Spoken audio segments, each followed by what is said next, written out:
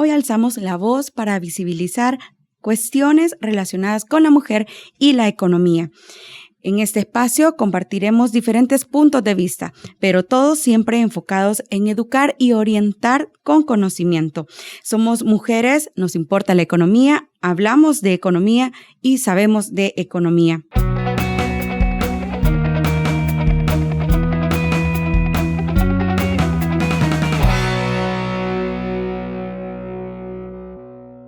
Hola a todos y todas, soy Rocío López y bienvenidas y bienvenidos todos a un capítulo más de Poesía Podcast, un espacio en el que hablamos cada vez temas muy diferentes, pero este día vamos a abordar un tema que es muy importante y es en el marco del Día Internacional de la Mujer. Y para eso tenemos una invitada súper especial, así que estamos muy emocionadas de poder recibirla en nuestro espacio. Ella es la licenciada Ana Iris Martínez, directora de Oxfam El Salvador. Hola, ¿qué tal? ¿Cómo se encuentra, Ana Iris? Hola, muy contenta de estar en este espacio contigo, Rocío, y bueno, para hablar de economía, de mujeres y de este día tan importante que es el Día Internacional de las Mujeres. Así es, y estamos bien reciente a ese día que quizás no esperábamos, pero al final fueron dos marchas que se concentraron, una el día viernes, una el día sábado, se vio bastante afluencia. ¿Qué piensa de eso? Pues estoy muy contenta también, como bien dices. Yo participé en la marcha del día viernes y pude observar movimientos, organizaciones, colectivos de mujeres que venían de diferentes zonas del país, colectivos ambientalistas, mujeres rurales. Me pareció que fue una marcha valiente también, valiente en el sentido que los derechos de las mujeres no son derechos que se han dado, sino que siempre han sido derechos conquistados. Entonces, que las mujeres vean la calle, vean que su voz se puede escuchar, creo que nos inspira a todas las generaciones. Así es, y todavía estamos en esa lucha, como usted dice, de poder ser visibles en un mundo que prácticamente nos invisibiliza, o sea, realmente donde estamos invisibles muchas veces y en muchas facetas y en muchos sectores. Bueno, y quizás para comenzar un poco hablando de este tema, me gustaría saber qué piensa Ana Iris sobre el papel de la mujer, específicamente acá en El Salvador. Bueno, yo creo que en el caso de El Salvador, las mujeres han sido las protagonistas de muchos de los avances que tenemos en derechos de las mujeres. Si este día estoy yo acá hablando en una facultad como la de Economía, donde cuando yo me gradué en el 2005 éramos muy poquitas mujeres, quiere decir que mucho se ha avanzado, es decir, son espacios que han peleado generaciones atrás, muchas mujeres que han aportado al conocimiento, a la ciencia, a que podamos estar incluso que han estado dando su trabajo, cuidando a las familias, cuidando para que pudiésemos también gozar de un derecho a la educación. Entonces, creo que el papel ha sido sumamente importante, sigue siendo relevante, como tú dices, no siempre es visible, no siempre se cuantifica todo ese trabajo, por ejemplo, el trabajo no remunerado de las mujeres, que es este trabajo que hacemos tanto doméstico, pero de cuidado en términos de educación, cuidados en la salud. Es decir, para que el mundo funcione, no sería posible sin ese trabajo que hacen las mujeres y lo hacen de forma de forma gratuita. Subsidiamos la economía en el mundo y es importante visibilizarlo para realmente reconocer y valorizar ese trabajo. Así es, y es que, cabal, como usted decía, el trabajo está invisibilizado. Nosotras movemos la economía y todo, y han habido avances, sí es cierto, y se escucha como bonito el hecho de venir y decir, pues ahora que lo famoso que ahora es que la mujer empoderada, las mujeres somos luchonas, las mujeres somos guerreras y aquí y allá. Pero también detrás de eso hay mucho sufrimiento atrás o antes de generaciones, ¿verdad? Que han venido sufriendo, aguantando, no solamente el hombre machista de la casa, sino toda una sociedad. Y yo digo, a veces es como difícil el hecho de decir soy mujer, porque realmente, no sé, digo yo, es yuca levantarse un día y decir soy mujer, ¿qué voy a hacer este día? Y es que como que todo mundo tiene en su cabeza el hecho de decir, la mujer debe ser productiva todo el tiempo. O sea, es como 24/7 y levantarse, lo que él decía, levantarse todos los días y pensar, ¿qué voy a hacer ahora? ¿Qué va a ser de mi día? ¿Qué voy a dar de comer a mis hijos, por ejemplo? ¿O cómo voy a sostener o cómo voy a salir adelante con mi familia, las que somos madres de familia, las que estudian, por ejemplo, y estudian y trabajan, porque hay que decirlo, y es de admirar, porque muchas de las mujeres, al menos en mi caso, así fue, saqué mi carrera con 2 hijas. Entonces, siendo madre de familia, siendo esposa, siendo ama de casa y estudiante a la vez. Entonces, sí siento que es bien complicado, pues, y es bien difícil que las demás personas o la sociedad en sí pueda ver eso, ese esfuerzo que hay detrás del día a día. Sí, por eso es bien importante cuando entramos a temas como, por ejemplo, los cuidados, que es algo nuevo, digamos una agenda novedosa, que cada vez más lo escuchamos, que probablemente cuando estudiaste, cuando llevabas esa carga, no era la agenda del día a día, pero ahora se habla cada vez más y después de la pandemia se reconoce cómo los cuidados en general, en su conjunto, son tan importantes para sostener la vida. Y los cuidados no debe de ser o no pasa porque sea nuestra responsabilidad como mujeres, sino hay una corresponsabilidad de los hombres, de los hogares, de la comunidad, del Estado, para que hayan guarderías de calidad donde puedes llevar a tu hija y sentirte tranquila de que ella va a tener todo mientras tú estás estudiando o estás en el trabajo. Que si tenés a una familia, un familiar que necesita cuidados especiales en salud, que tenés un centro que te va a ayudar para poder hacer ese ejercicio de cuidado, algo que nuestras generaciones no han tenido. Nuestras madres, por ejemplo, han tenido que cuidar no solo a niños pequeños, a los nietos, a las nietas, sino también al adulto mayor. Alguien cae enfermo y lo vimos en pandemia, quienes eran las que más se enfermaban eran las mujeres que estaban ejerciendo un rol de cuidadoras.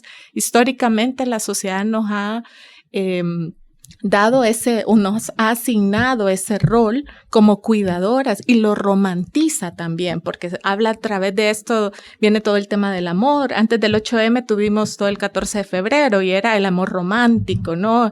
Se romantiza también las maternidades como una mujer luchona, como ha dicho, ¿no? O sea, qué bien, ella puede hacerlo todo, puede cuidar al niño, puede estar ahí haciendo las tareas, pero a la vez puede estar en una entrevista, puede... Y a la vez proveyendo. Proveyendo, o sea, es como una superheroína. Y de hecho somos superheroínas, pero también es cierto que hay que decir que no podemos seguir subsidiando y no podemos seguir cargando con responsabilidades que también son del Estado. Y eso implica inversión. Invertir en las mujeres es invertir en sociedades que progresan. Y yo creo que eso es importante ahora y se hace más visible.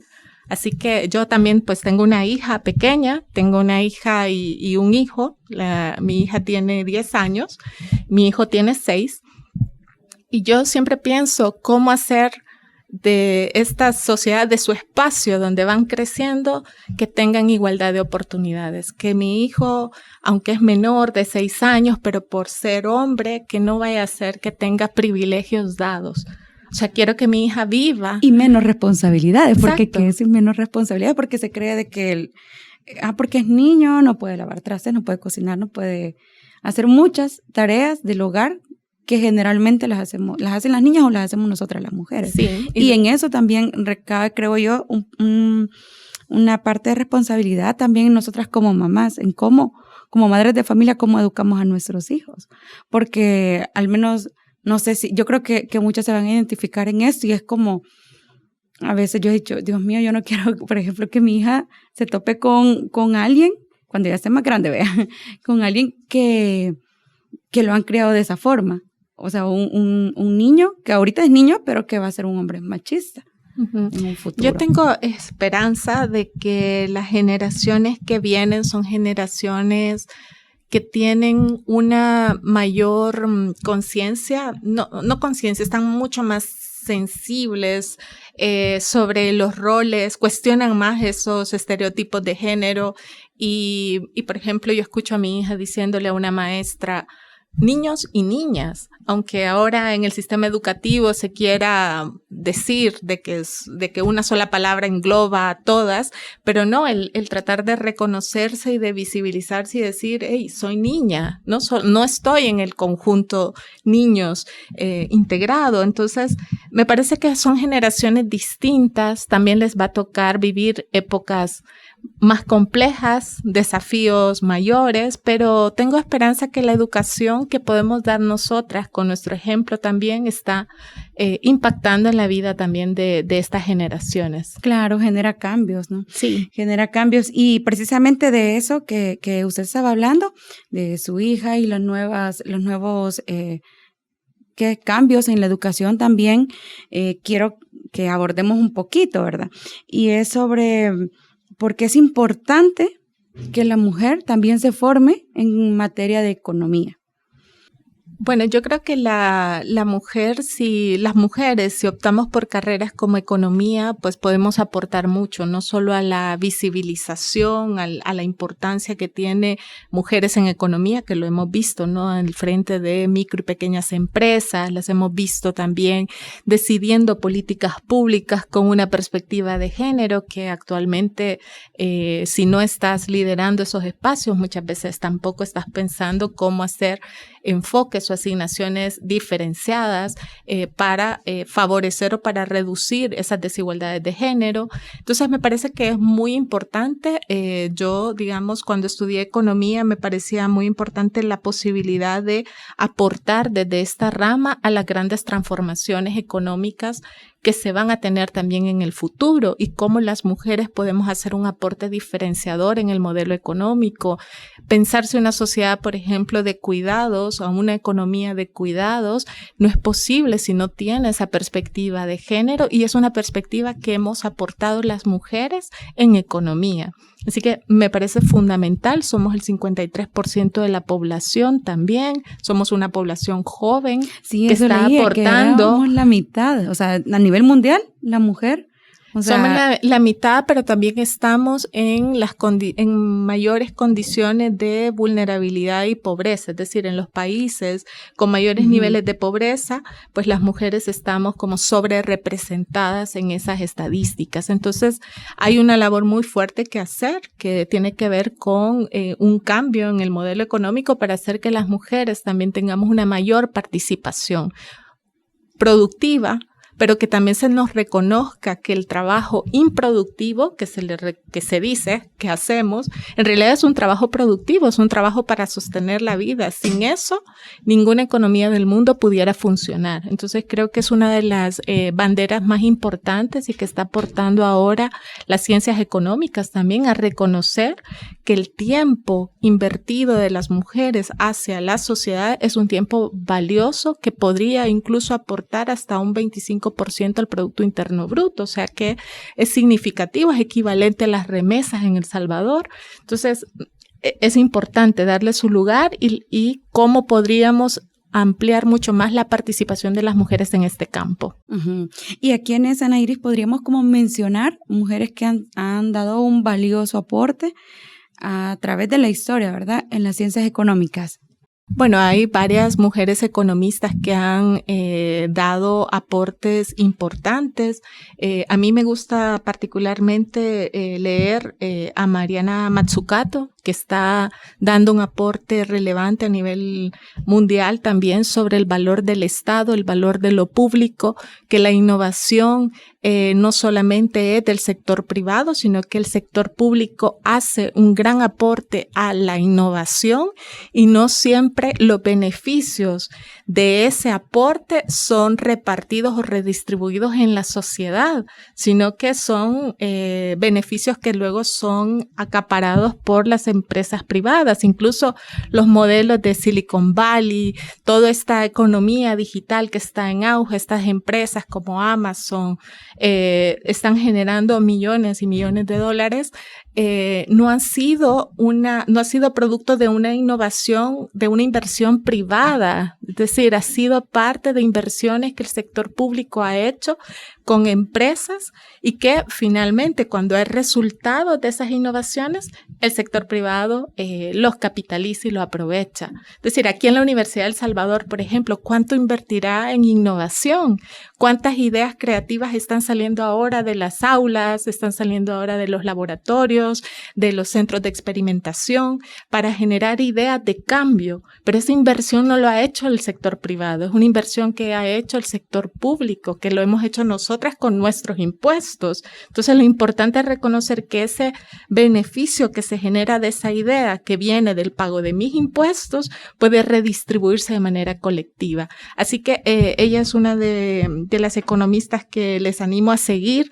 Me parece que está dando un aporte importante en revalorizar lo público también, que muchas veces con esta idea de que hay que privatizar, que lo privado es mejor, se desvaloriza lo público y yo creo que lo público es sumamente importante.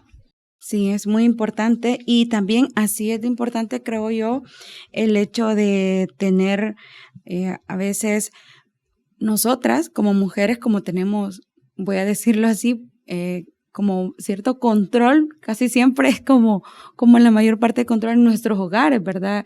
En cuanto a la economía de nuestros hogares, el presupuesto y todo eso. ¿Cómo podemos hacer nosotras como mujeres para tener un presupuesto también adecuado día a día y que nosotros podamos decir, sí, estoy guiando bien, encaminando bien mi casa, mi hogar? Y todo porque, pues sí, o sea, todas nosotras tenemos un montón de responsabilidades. Sí, de lo sin que duda, veníamos hablando. Sin duda, quienes nos están escuchando dirán, las economistas tenemos las mejores finanzas. No es cierto, no tenemos las mejores finanzas privadas, pero sí creo que a lo largo de varias experiencias es importante tener un presupuesto. Tú lo has dicho, ¿no? El saber y ser consciente de cuáles son nuestros gastos, cuáles son esas prioridades que tenemos. Las prioridades también, dependiendo de si eres hombre o mujer, cambian. Y eso también es importante, es poner una perspectiva de género. Es importante tener un presupuesto, es importante saber cuáles son nuestros ingresos. Es importante también reducir aquellas gastos de billetera, que decimos esos gastos mínimos, hormiga, que vas haciendo y bueno, esta aplicación la bajo, solo cuesta tanto y no nos percatamos de todos estos gastos pequeños que vamos haciendo y que pueden representar una situación difícil en el futuro, ¿verdad? Yo creo que lo primero es tener clara también cuál es nuestro proyecto de vida. Es importante usualmente cuando estamos creciendo, definiendo cuál es nuestro rumbo, es importante tener un objetivo claro de qué metas tengo para después empezar a cuantificar cuánto necesito para llegar a esa meta, identificar también todas los factores, las fortalezas que tengo, pero también aquellas áreas que tengo que mejorar para poder alcanzar esa meta. Ok, yo creo que sí, en ese punto varias tomaron como su apunte, ¿vea? Con estas recomendaciones. Y bueno, según la ONU hay objetivos y uno de estos le voy a dar así como un poquito de quizás esto más al tema macro, ¿vea? Garantizar una educación inclusiva, equitativa y de calidad, promover oportunidades de aprendizaje durante toda la vida para todas y todos, es más enfocado en la igualdad, porque es importante que se tenga ese tipo de presupuesto adecuado para garantizar ese acceso a la educación de las mujeres, como lo menciona este objetivo que acabo de mencionarle.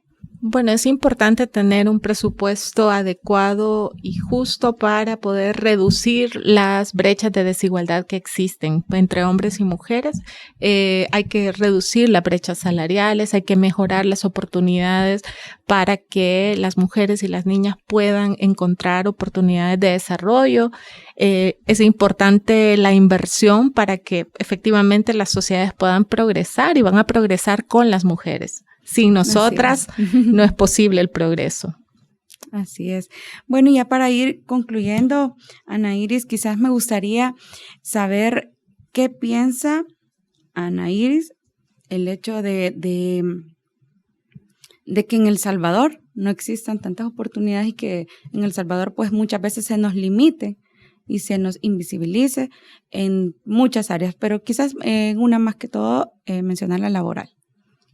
Sí, bueno, hay un trabajo muy fuerte que hacer todavía para el reconocimiento de los derechos de las mujeres en varios ámbitos, y uno pasa por mejorar la calidad de la educación. Eso tiene una importancia para poder mejorar el acceso al mercado.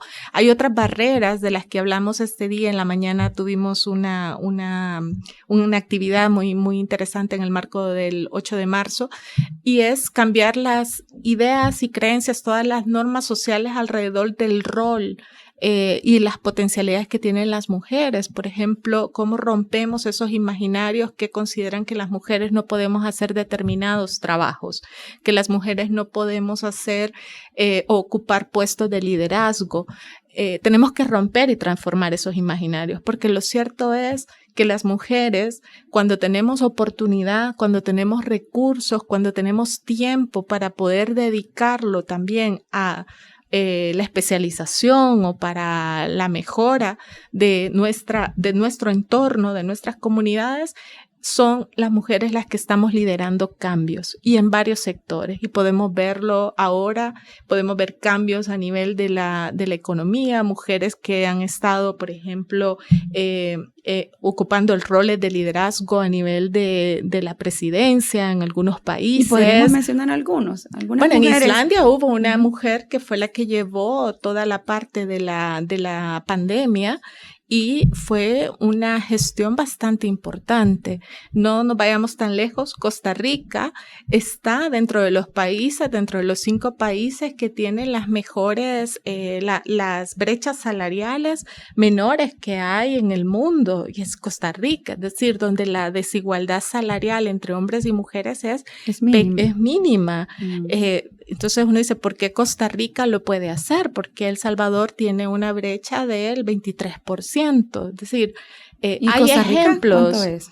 En Costa Rica no recuerdo muy bien el dato, pero era mucho menos del 20%. Estaba a la par de los países nórdicos, que son los que tienen, digamos, mayores o mejores tasas de igualdad, que han hecho inversiones en términos de, por ejemplo, participación de las mujeres en los espacios de trabajo, en educación, que tienen también niveles de condiciones para poder desarrollarse. Entonces, es interesante, y vemos luego mujeres liderando en espacios también de los medios de comunicación, donde temáticas que antes eran mucho más invisibilizadas, como la violencia o el acoso hacia las mujeres, ahora encontramos mayores coberturas de esto en los medios de comunicación, y eso es importante, es poner o hacer visible aquellos temas que siguen siendo temas sensibles, que siguen afectando la participación de las mujeres. O sea que sin mujeres no es posible poder avanzar, y yo creo que estamos viendo un cambio en ese sentido en las generaciones. No porque sea un cambio que venga, que el Estado está generando más oportunidades. Yo creo que es un cambio porque las generaciones y las mujeres que estamos y que han estado atrás de nosotras han posibilitado que podamos ahora avanzar un poco más, y que el reconocimiento de los derechos sea cada vez mayor para las mujeres, y que estemos más dispuestas a luchar por esos derechos y a no retroceder. Y que todo sea más colectivo, ¿verdad? Y menos individual. Exacto, creo que eso es parte del aportes también del movimiento feminista, lo colectivo, es decir, hay una apuesta política individual, pero también esto pasa por un movimiento colectivo transformador. Solas tampoco lo vamos a poder hacer. Exacto. Y creo que eso es lo que vimos estos días alrededor del 8 de marzo, estos movimientos, estos colectivos, las marchas del día viernes, del día sábado, diferentes expresiones en el área artística, cultural, que se unen para decir la igualdad es el futuro, y sin eso no podemos seguir avanzando. Ok. Bueno, Ana Iris, muchas gracias por haber estado aquí con nosotros, por estar en este espacio. Yo creo que esa no va a ser ni la primera ni la última, sino que aquí siempre va a estar abierto los micrófonos para usted. Sí, Así que gracias por acompañarnos en este episodio de Poesía Podcast. Bueno, muchas gracias por la invitación y aquí estaré cada vez que me inviten. Gracias. Y así hemos llegado a un final de este capítulo y nos vemos en el próximo episodio de Poesía Podcast.